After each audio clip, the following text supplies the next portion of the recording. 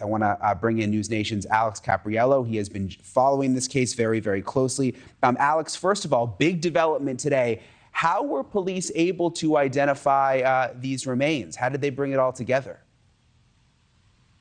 Well, Brian, you and I both know, covering these criminal cases, we're seeing this technology get really advanced from the perspective of law enforcement and what they're able to gather from DNA samples. This was all about DNA genealogy, right? You mentioned the body fragments that were found in two separate locations at the beach. Well, first and foremost, what these police officers needed to do is see whether or not these bone fragments, whether it was the feet and the legs and the skull that was found later, actually belonged to the same person. After that, it's actually positively IDing it to an actual victim, right? And so once they were able to match the bone fragments together, then they were able to gather DNA from a relative of Vergata.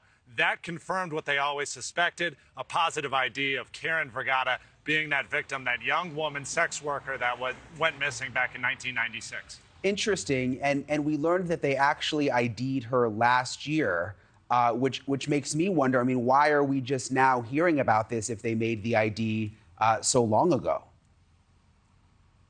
Well, that's a good point, Brian, and I think it's for two reasons. Number one, first and foremost, this is a long-time investigation, right? We knew that police had honed in on their suspect, or at least their person of interest, Rex Heuermann, all the way early last year, shortly after that task force formed, right? So when they're trying to go after who they think is their man, they don't want to muck it up with any sort of premature announcements about a possible victim, in which case their suspect might flee. Keep in mind, of course, Rex Heuermann has not been named at all as the suspect in this Vergata case, but at the same time, they don't want any sort of person that they might be honing in on to flee. But then second, also, it also takes time to actually notify the family of the deceased. They wanted to collect that DNA sample. A whole lot of legal processes have to happen before this public announcement is made. But now that they've officially announced that they have their suspect in these Gilgo Beach murders, they were now able to take this next step,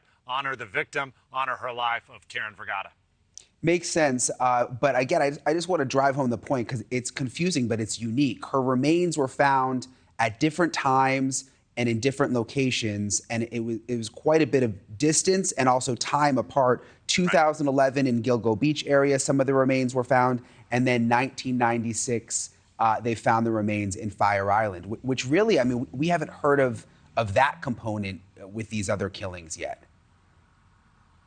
No, and I spent a good amount of time in Long Island when I was out covering this, when this news broke. And Gilgo Beach, and in fact, all that strip of land right there along the shore really stretches out for miles. It's about a two-lane highway that goes from one end of Long Island all the way to the other end. And so we're talking about a really large area where someone could stop by and dump anything that they want, whether it's a body or anything else. So a lot of possibilities of vast remote area for this to happen. And you bring up a good point. We saw a huge cluster of these victims being found in one centralized location of Gilgo Beach, but this is not the case with Vergata's remains. We're talking about Fire Island.